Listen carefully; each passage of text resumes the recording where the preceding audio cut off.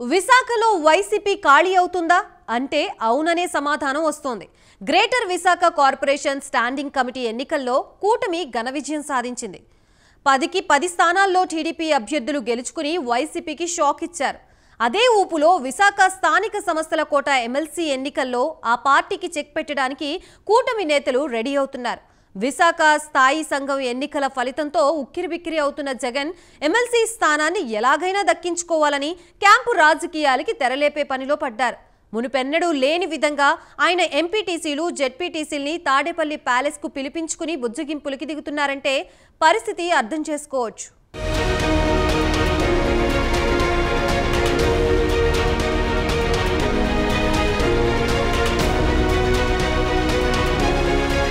Greater Visakha municipal corporation standing కమిటీల ఎన్నికల్లో కూటమి విజయకేతనం ఎగరవేసింది. 10కి 10 స్థానాలు పొంది ఘన విజయం సాధించింది. Uttarandhra YCP coordinator YV Subba Reddy విశాఖలో మకాం వేసి పార్టీ విడతారన్న కార్పొరేటర్లతో చర్చించినా, మిగిలిన వారితో క్యాంపు రాజకీయాలకు తెరలేపినా ఆ పార్టీకి ఓటమి తప్పలేదు. 3 ఏళ్ల క్రితం జరిగిన కార్పొరేషన్ ఎన్నికల్లో మేయర్ పీఠాన్ని వైసీపీ కైవసం చేసుకుంది. ఇటీవల సార్వత్రిక ఎన్నికల్లో గెలుపుతూ జోరు మీదున్న కూటమి స్థాయి సంఘం ఎన్నికలను 3 ఏళ్ల తర్వాత క్లీన్ స్వీప్ చేసింది.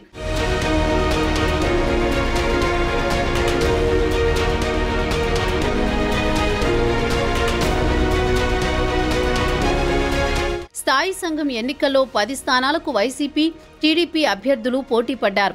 మొత్తం 96 మంది కార్పొరేటర్లు ఓటు హక్కు వినియోగించుకున్నారు. ఒక్కొక్కరికి 10 ఓట్లు వేసే అవకాశం ఉండడంతో మొత్తం 960 ఓట్లు పోలయ్యాయి. కూటమి తరపున పోటీలో నిలిచిన 10 మంది టీడీపీ అభ్యర్థులు విజయం సాధించారు. అన్ని స్థానాలు కూటమి వశమయ్యాయి. అసెంబ్లీ ఎన్నికల ఫలితాల తర్వాత వైసీపీ కార్పొరేటర్లు 12 మంది టీడీపీ జనసేనలో చేరిపోయారు. దాంతో ఈ ఎన్నికలు నాటికి వైసీపీకి కౌన్సిల్లో 47 మంది కార్పొరేటర్లు మిగిలారు.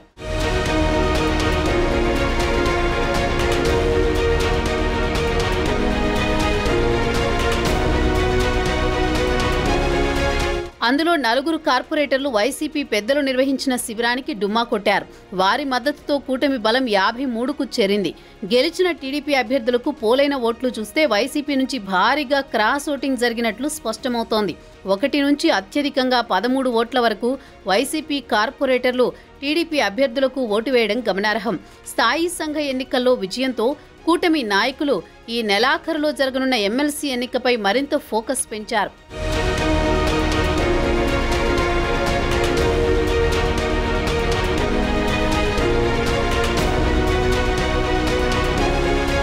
మొత్తం 830 ఓట్లున్న స్థానిక సంస్థల ఎమ్మెల్సీ ఎన్నికల్లో ఇప్పటికే వైసీపీకి 615 ఓట్లు, టీడీపీ కూటమికి 215 ఓట్లు ఉన్నాయి.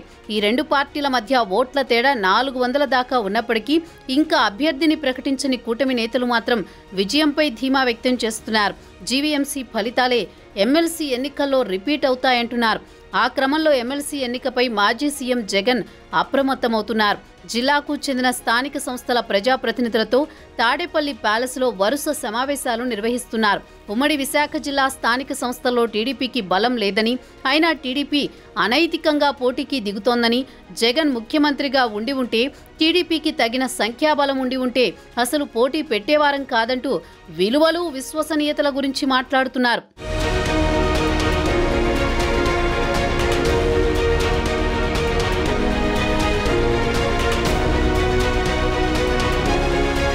విశాఖపట్నం స్టాండింగ్ ఎన్నికల్లో కూటమి అన్యాయంగా వ్యవహరించిందని ఆవేదన వ్యక్తం చేస్తున్నారు. మెజారిటీ లేని చోట ప్రలోభాలు పెట్టడం సహా పోలీసులతో భయపెట్టి ఓట్లు వేయించుకున్నారని, అది కూడా ఘనకార్యమా అని ప్రశ్నించారు. ఎమ్మెల్సీ ఎన్నికల్లో మనమిచ్చే తీర్పు కీలకం కానుందని వైసీపీ నేతలను బుజ్జగించే ప్రయత్నం చేశారు. విలువలు, నైతికత గురించి అంతలా మాట్లాడుతున్న జగన్ 2019లో తాను గెలవగానే 4 టీడీపీ ఎమ్మెల్యేలు, 1 జనసేన ఎమ్మెల్యేని తన వైపు లాక్కున్న విషయాన్ని మర్చిపోయినట్లున్నారన్న విమర్శలు వ్యక్తమవుతున్నాయి. అప్పట్లో బెదిరింపులకు భయపడో, ప్రలోభాలకు లొంగో జగన్కి జై కొట్టిన 5 ఎమ్మెల్యేలు ఇప్పుడు అడ్రస్ లేకుండా పోయారు.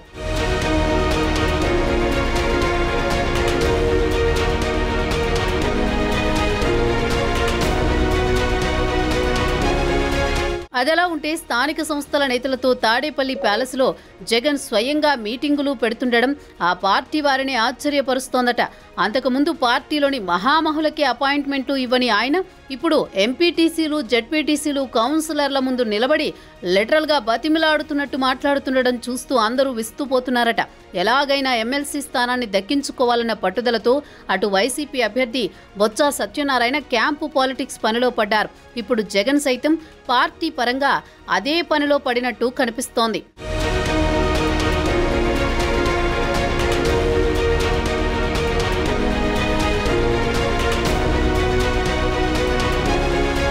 విశాఖ జిల్లా నుంచి రప్పించుకుంటున్న స్థానిక నేతలను వయా తాడేపల్లి మీదుగా బెంగళూరు షిఫ్ట్ చేస్తున్నారట. జగన్ను కలిశాక అవుట్డోర్ టూర్లుంటాయని, అందుకు సిద్ధమై రావాలంటూ వారికి ముందే నాయకులు స్పష్టం చేయడంతో చాలా మంది వారి కుటుంబ సభ్యులతో సహా సమావేశాలకు వస్తున్నారు. వారందరితో జగన్ తాడేపల్లిలోని తన క్యాంపు కార్యాలయంలో భేటీ అవుతున్నారు.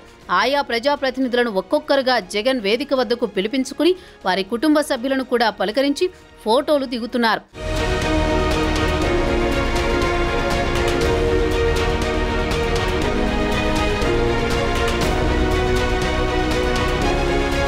జగన్తో భేటీ తర్వాత స్థానిక ప్రజాప్రతినిధులను బెంగళూరుకు తరలించినట్టు సమాచారం.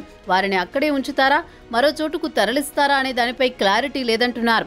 ఇప్పటికే అరకు, పాడేరు, పాయకరావుపేట, నర్సీపట్నం, అనకాపల్లి అసెంబ్లీ నియోజకవర్గాలకు చెందిన స్థానిక సంస్థల ప్రజాప్రతినిధులతో జగన్ మీటింగ్ పూర్తయింది.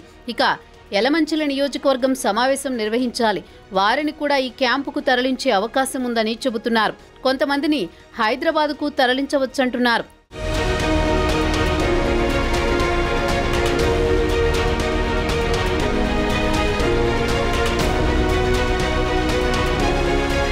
స్థానిక ప్రజాప్రతినిధులను తరలించే సమయంలో ఒక్కొక్కరికి తాయిలాలు కూడా ముట్టజెబుతున్నారన్న ప్రచారం జరుగుతోంది. వైసీపీ నుంచి పోటీలో ఉన్న బొత్స మండలిలో అడుగుపెట్టడానికి ఉవ్విళ్లూరుతుండడంతో ఖర్చుకు వెనుకాడడం లేదంటున్నారు. అసలే విజయనగరం జిల్లా నుంచి విశాఖ వచ్చి పోటీ చేస్తున్న బొత్సపై విశాఖ నేతలు గుర్రుగా ఉన్నారు. అందుకే అందరినీ శాంతపరిచి మచ్చిక చేసుకోవడానికి సత్తిబాబు బంపర్ ఆఫర్లు ఇస్తున్నారట.